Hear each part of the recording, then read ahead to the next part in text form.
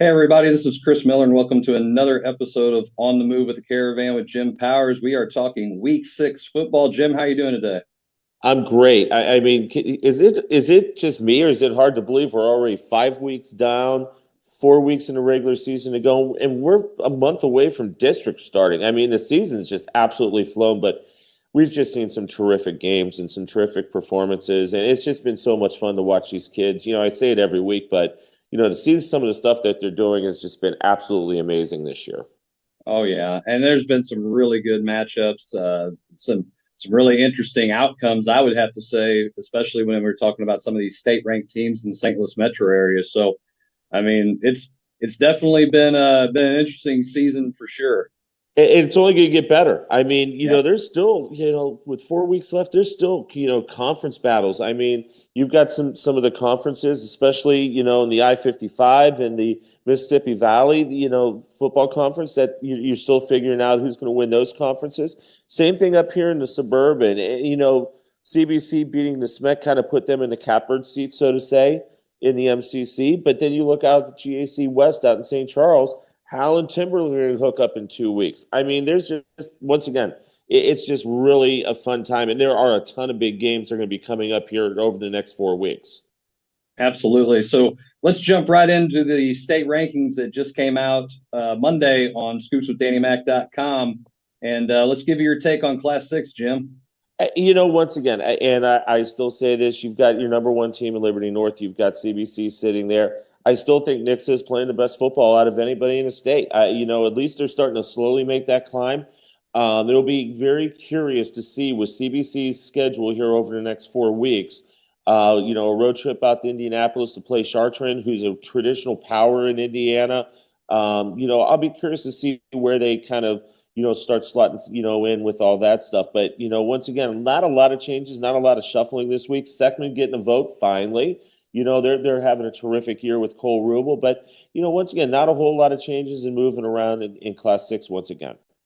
Yeah, and as you said, I mean, CBC is so good, and they're only proven that they're one of the best programs. And then, of course, even like with the Smet, they're 2-3, but they're still ranked fifth.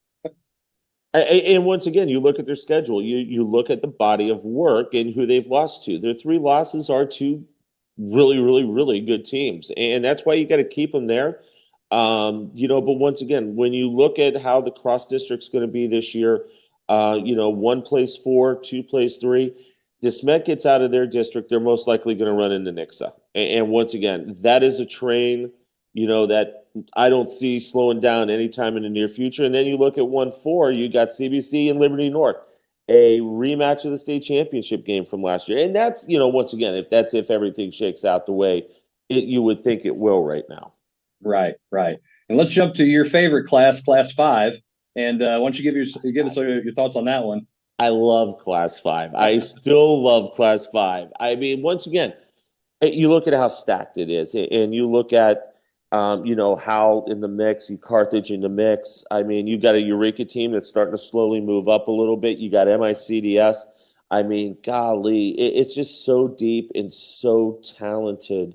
Once again, and I'll say it every week, you win Class 5, you're the best team in the state of Missouri because you're going to have the toughest road week in and week out to get out of your district and then get into the sectional, quarterfinal, semifinal, and then out to Faroe Field. Absolutely. And talking about Class 4, Class 4 is a little interesting with some of our local schools. Why don't you tell us about that one? Yeah. Well, once again, St. Mary's number 1, which, they're right there. They're playing some terrific football, and it's going to get interesting with them right now, especially with the news that came out yesterday about the school closing at the end of the school year. We're dealing with kids, and we're dealing with 15, 18-year-olds, and hearing that news is devastating. that your school is going to close. And so it's going to be really interesting to see how St. Mary's rallies. And my hope is they rally around the fact that they want to go out on a high note, and that's winning another state championship. And they're poised to. They've got every piece of the puzzle that they need, offense, defense, and special teams.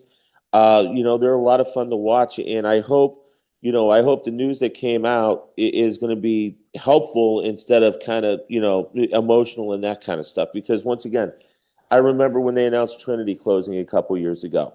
I remember when they announced John F. Kennedy closing a few years ago.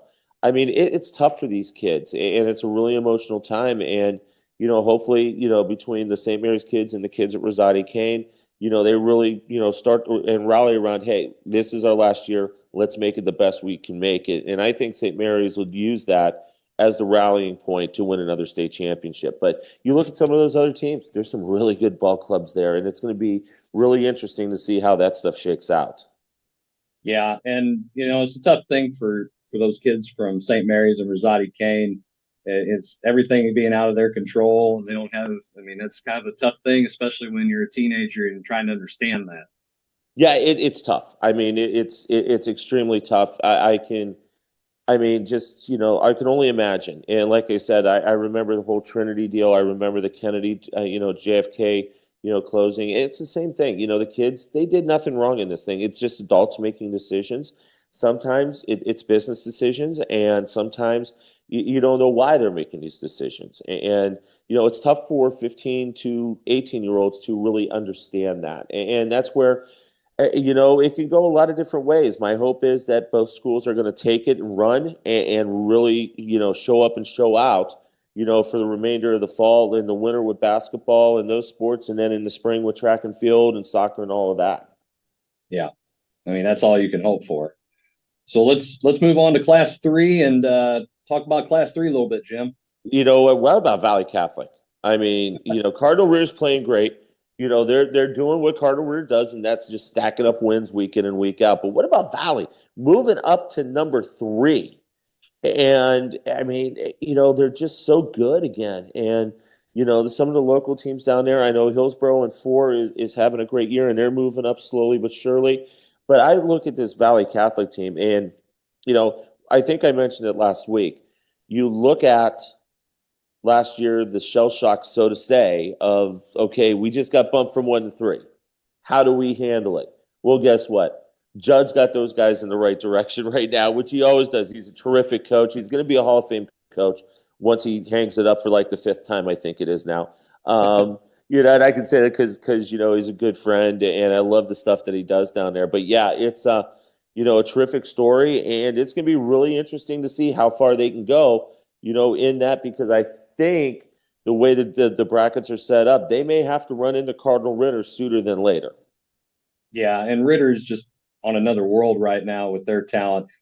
We're going to be talking a little bit about it. You see Park Hill Central still hanging around there, bump up to tied for 8th. It's kind of technically, I guess, being 9th, but it's where they're right in the mix too. So and don't overlook Kennett. I'm from Southeast Missouri. Kennett's 5-0, and they're doing some really good stuff down there as well, playing some tough competition. Yeah, and there's great football down there. You look at the Boot Hill, you look at Malden, who's made it out to the state championship a few years ago. You look at Kennett, Haytie, year in and year out, they have great teams. Caruthersville, East Prairie. There's great football down in the Boot Hill, and I think people kind of forget that as well. And yeah, you got to keep your eye on that Kennett team because they're talented, they're big, they're physical, they're nasty up front. And they just do so many things fundamentally well. But you're absolutely right, Chris. You got to keep your eye on that team because they could be a team that could sneak up on people. Yeah, especially if you're overlooking them and looking for a different matchup. Speaking of matchups, let's jump right into our highlighted matchups this week.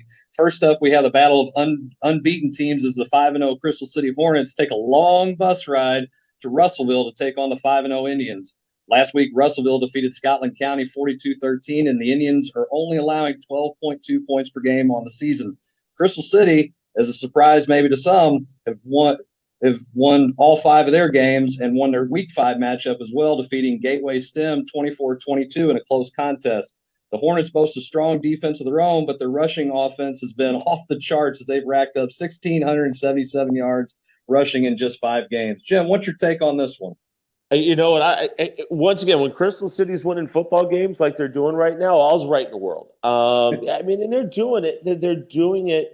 They're just not skating by. They're winning games convincingly, and that's been the really cool thing. I mean, what they're doing, what Coach Fox is doing, is they're very diverse in their offense, but they're hanging their hat on their defensive side right now, and it's been terrific all year long. This is going to be a good matchup. They're going to have to take a road trip. But I think they can come back 6-0, and boy, I tell you what, the state voters better start looking at them in the lower classes because they're one of the few 6-0 teams if they can pull this win off, and I think they can get it done. This is going to be a fun matchup.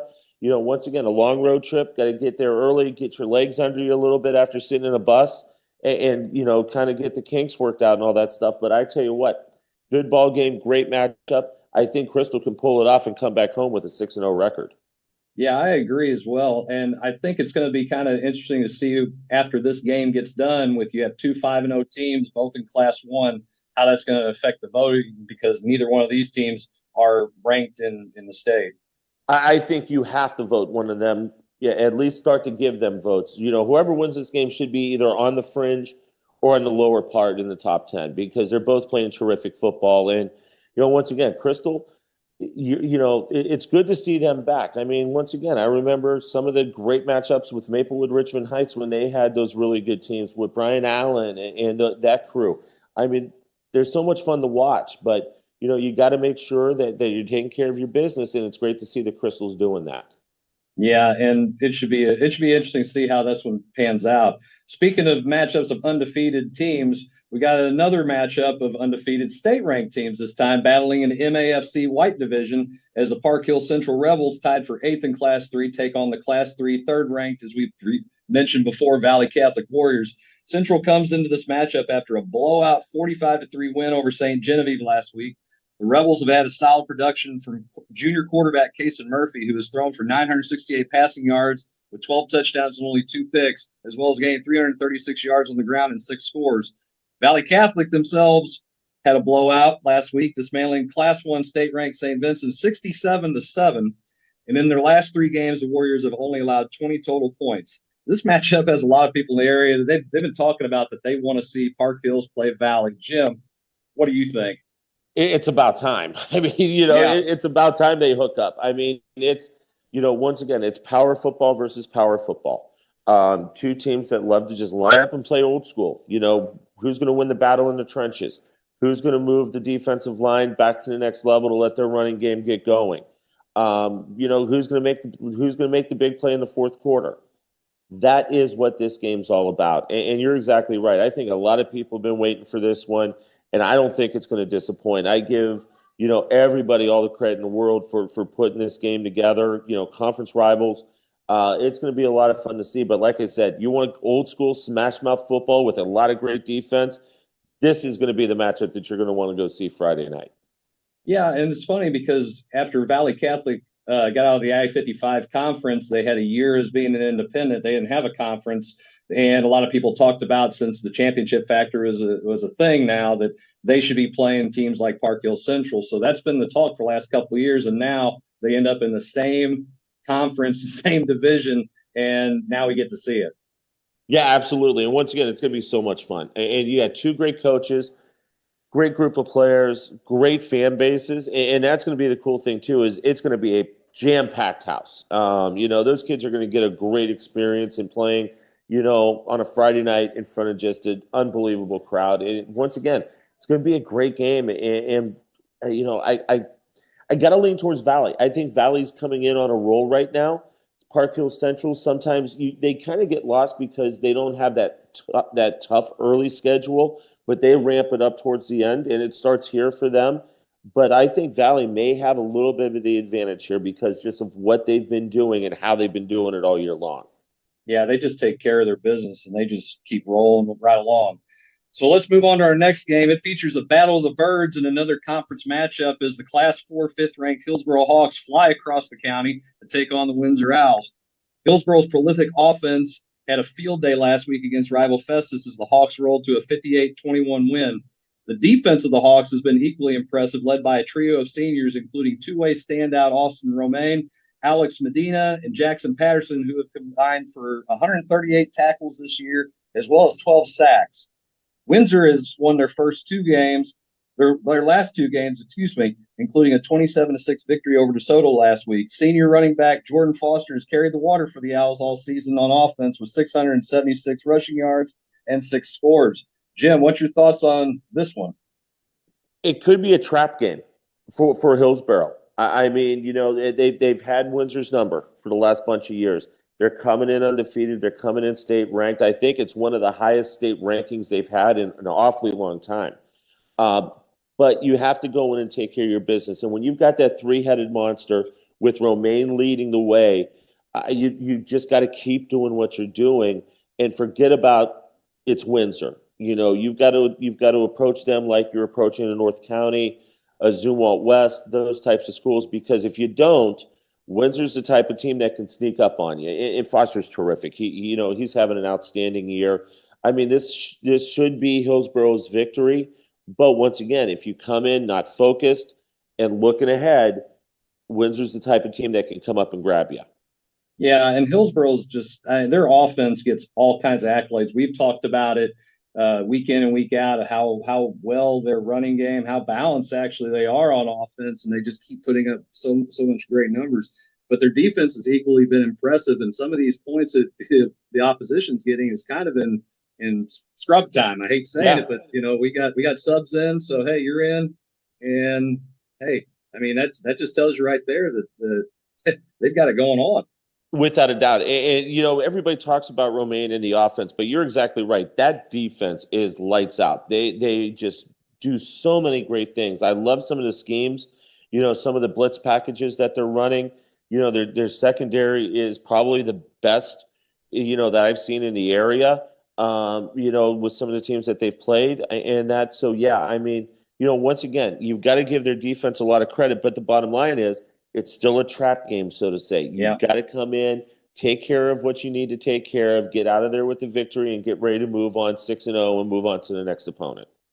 Yeah, so we'll see if they can do that and avoid that letdown trying to look ahead. Sure. Our next matchup features the 2-2 Vashon Wolverines taking on the 3-2 Panthers of Fort Zumwalt North. Vashon comes in this game on a high after crushing Public High League opponent Roosevelt 62-0. The Wolverine offense will look for another solid game from senior quarterback Melias Kane, who went 13 for 14 for 209 passing yards and 4 touchdown tosses. Zumi North is coming off of a tough 14-7 loss to Holt last week. However, the Panthers' rushing attack has been impressive this season, averaging 227 yards per game on the ground. This is an interesting matchup for both teams as they sit at the crossroads of their seasons, don't you think, Jim? Yeah, without a doubt. Once again, we've talked about Vashon scheduling. I love what Will Franklin's doing with the schedule. I think it's terrific. He's scheduling games like this against traditional powers year in and year out. And once again, you look at their losses. They lost to a Class 6 SLU High, and then they lost to number 1 in the state, Cardinal Ritter. It's not too shabby when you ask me. But, this is going to be an interesting matchup, especially for Zumi North. Joe Bacon has built, we talk about programs. We talk about Hillsborough and all that. Joe Bacon has really built the program up at Zumi North. He's done a terrific job. They've been in the hunt for state championships, for the last 6-7 years. They stumbled out of the gate, but once again, this is what a Joe Bacon team does. They get better, stronger as the season moves on. And we're seeing that this year once again. They got beat up in the first couple games, but guess what? Here we go. They're starting to just put victories together and starting to build that, resume and build that, point value for the districts for that higher seed. And that's what a game like this is going to do for both of these clubs. I mean, once again, 2 great teams, 2 great coaches, going to be a lot of fun. It'll be interesting to see how they approach each other because you got a lot of speed with Vashon, but a big power game and a lot of big dudes up front for Zumi North. Yeah, it's kind of a contrast of styles a little bit as far as what both teams really want to do. So I'm like you. I'm really kind of looking forward to see how that one shakes out. Yeah, without a doubt. That's going to be a fun one to watch. And I know a lot of folks up here, in the St. Louis Metro and over in St. Charles are saying the same thing. This will be an interesting watch on Friday night. Absolutely. Speaking of interesting watches, I think we got another one here. Jimmy picked some great games this week, by the way. Our next highlighted game will showcase the 5-0 and Class 5 state-ranked Eureka Wildcats taking on the 4-1 Pattonville Pirates. Last week, Eureka defeated Oakville 42-19, led by standout running back Kevin Emanuel, who tallied 227 rushing yards and 5 touchdowns against the Tigers. Pattonville comes in winners of 3 in a row, including a 36-7 win over Melville last week. The Pirates' air attack, led by senior quarterback Byron McNair with 866 yards and 6 touchdowns, and junior receiver DeAndre Rush Jr., 22 receptions, 448 yards, and 4 touchdowns, will be key this week, and I'm sure the focal point of Eureka's game plan. I think this is an underrated matchup, Jim. Oh, without a doubt. And Pattonville's come out of nowhere. I mean, Steve Smith does such a great job with that program. They've had some good teams in the past. This may be one of Steve's better teams, and especially with McNair at quarterback, he's dynamic. He really does a lot of great things well, and he runs that RPO to perfection. He makes great decisions. But Eureka, holy smokes, can anybody stop Kevin Emanuel? I mean, the dude is he's averaging 230 a game. He's averaging 3 touchdowns a game. I mean, everybody talks about Cole Rubel. And I think Cole is a tremendous athlete, and he's that guy. But I'm telling you right now, Kevin Emanuel is another one of the long list of great running backs that has come out of Eureka. And once again, talking to him last week was so much fun. Just such a great kid. And the first thing he said was, "It's my offensive line, man. They just do the stuff that we asked that they're asked to do, and they're opening up monster holes for him. And you know what? 230 yards per game and 3 touchdowns per game, that offensive line's doing something right. This is going to be a great matchup. I think Eureka gets them just because of how physical they are up front. I don't know if Pattonville can match that physicality, but it's going to be a fun game, especially if McNair can get loose and start finding some of his receivers downfield. Yeah, and his favorite target's Rush. 22 catches. He's definitely the standout when you look at the stats on his favorite target. So that's going to be very key for the Wildcats to get this one. I'm like you, though.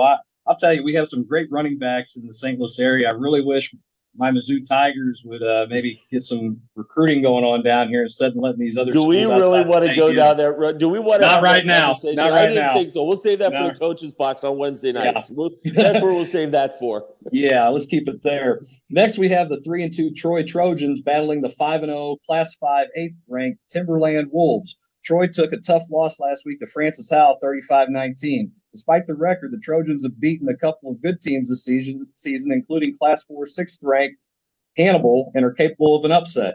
Timberland took home the W last week with a decisive 49-19 win over Howell Central. Do-it-all senior quarterback A.J. Range has had an impressive season, racking up 1,488 passing yards with 17 touchdowns and only 1 interception, as well as 502 yards on the ground and 7 scores. Jim, I don't think Timberland should be overlooking this game this week because even with that Francis Howell game looming large, don't you think? When these two teams matched up last year, they had nearly 7,000 people in the stadium. I mean, it was just unbelievable. And you're going to see another big crowd for this one. No, you can't overlook anybody in the GAC West right now. You got Howell with that game coming against Timberland in a couple weeks. You've got, a Troy team that's coming off of that loss. 2 teams that can put up points at the drop of a hat. I mean, once again, I love defense. I hate to say it, these 2 teams don't play a lot of defense because people are just scoring in bunches, and they're scoring in bunches with them. So, I mean, this is going to be a fun matchup. Once again, the JC West has turned into another one of those power conferences that you're seeing great teams. And a game that we're not going to talk about, but, Howell and Zumwalt West hook up this week. I mean, you got the 4 big dogs matching up, and then the one, if everything shakes out, the one for all the marbles is coming up as Howell and Timberland are on a collision course, winner take all for the JAC West Championship. Yeah, and I mean it's just something, especially when you're playing conference opponents, you just can't overlook anybody because there's such a familiarity, whether it's the players, the coaches, whatever, that if you do and you're not playing your A game, it doesn't matter how good you are, somebody can jump up and bite you. Absolutely. And you've seen that. We've all seen that. I mean, both of us as coaches, both of us covering teams and all that stuff, somebody can grab you. And once again, we talk about that Hillsborough-Windsor matchup. If Hillsborough doesn't come in ready to go, that's a trap game. Windsor can grab them because this isn't the old Windsor to where they were struggling. This is a vastly improved Windsor team. Same thing here. Two really good clubs that they're rivals. I think their campuses are about 10 minutes away from each other out in St. Charles County. Great fan bases. But yeah, I mean, this is what conference play is all about, rivalry games, and that's the fun part about it. Yeah, and I'll tell you what, it's only going to get much better as the season starts to wind down and we get to see how things shape out, especially with conference championships and whatnot. Our final highlight game is another battle of top-tier programs in the St. Louis metro area. As the 3-2 Lutheran North Crusaders take on the Class 3 7th rank. They take their Class 3 7th ranking to MICDS to take on the 5-0 Class 5 3rd ranked Rams. Lou North is coming off of a 55-7 blowout win against rival Lutheran South, and their only two losses on the season are to Class 5 second-ranked Francis Howell and Class 2 top-ranked Blair Oaks. Country Day has been rolling along this season, including a 44-3 romp over John Burroughs in Week 5. The Rams' defense has turned stingy the last 2 weeks, allowing only 10 total points, and have had a solid season from senior linebacker Cortland Dalton, who has totaled 49 tackles, 3 sacks, and 2 fumble recoveries on the year. Jim, what's your thoughts on this one? I think it's another great one. It is, and it's for the Metro Championship. I mean, the winner of this game puts themselves squarely in the top spot, in the conference with a couple more conference games to play. Fred Bouchard's done, once again, you talk about a veteran coach that has been around the block as Harrisonville, Staley, and now here at MICDS. You look at what Kyle Wagner's done with the Lutheran North program, taking over for Carl Reed. I mean, this is just a matchup that a lot of people have been looking for and anticipating. Lutheran North, their 2 losses. Blair Oaks, number 1 in Class 2, which I still say give Ted LePage the trophy. Let's just forget about Class 2 the rest of the year because, here's your early Christmas present, Ted. Other than Lamar, I don't think there's anybody that's going to come close to Blair Oaks. And then Lutheran North's other loss was to Francis Howell, number 2 in Class 5. It's pretty good resume when you ask me. And they've got some great kids, great skilled position kids. I love Winston Moore, the quarterback for MICDS. Stepped into big shoes for Reagan Andrew, who graduated last year. But this is going to be a fun matchup. This game is always a fun matchup. Over the last 3-4 years, it's been for the Metro League Championship. This one's not going to disappoint anybody this coming weekend. And I'll tell you what, I wholeheartedly agree with you there. I don't think any of these matchups that you highlighted is going to, if you're watching or you're a fan of high school football, that you're going to be disappointed with any of these games. The ADs and the coaches have done a great job of scheduling great matchups week in, week out. Again, we talk about it, records aside, because records don't always mean anything. We still have great teams playing each other all throughout the season. Without a doubt. And that's the fun. I mean, once again, I think the scheduling this year, more than ever, has been terrific. You're not seeing a week to where you just look at the schedule and say, yeah, there's just nothing really here. Where do you go? Who do you talk about? Every week, there is just matchup after matchup after matchup. And for us, it makes our jobs easy because now we got some great games to talk about. On Friday nights, it's great for me. I can pick and choose who I want to go see on a Friday night.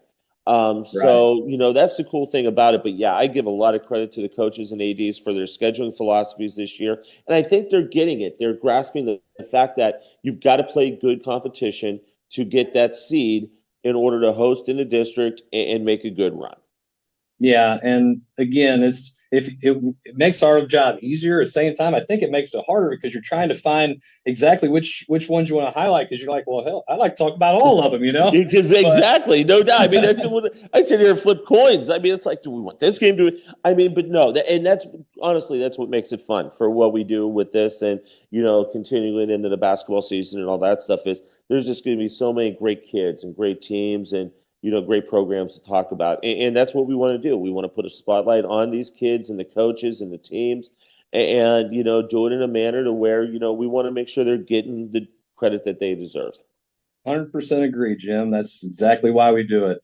Well, this has been another episode of On the Move with the Caravan Week 6 preview. If you want to catch any more content from Jim, you can check out scootswithdannymac.com. There's always great stuff to read, player highlights like Kevin Emanuel, and you can catch a lot of that stuff there.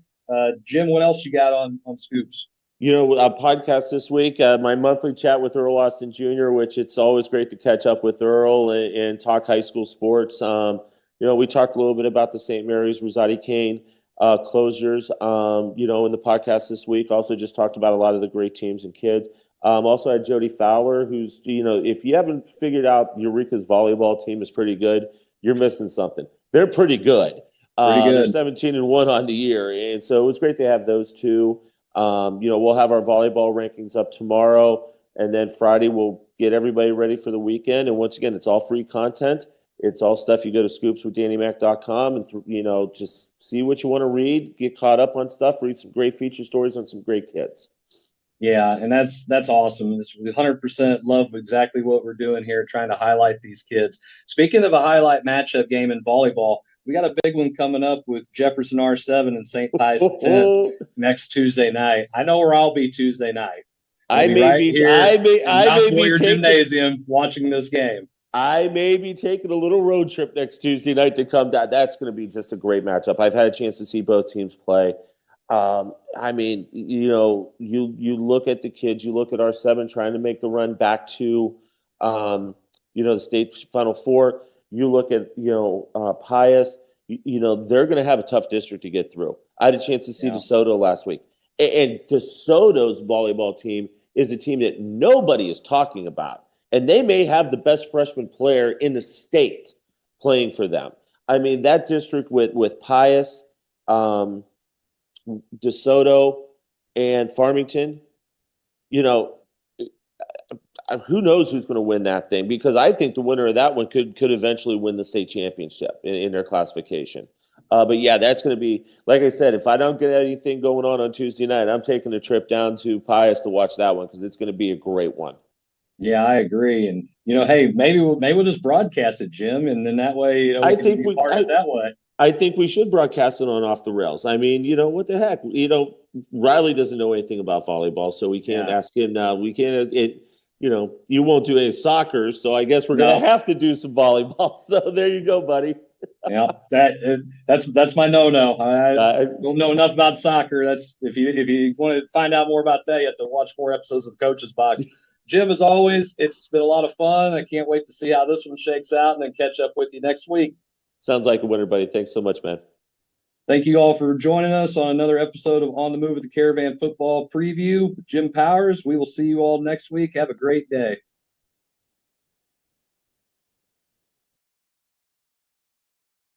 Tune in for new episodes of Coach's Box each week on our Facebook page, YouTube channel, or the Streamline Sports app. And you can also listen to our show on Apple Podcasts, Google, and Spotify. This episode of On the Move with the Caravan Football Preview with Jim Powers is brought to you by Scoops with Danny Mac and Off the Rails Media. Life's more fun when you're off the rails.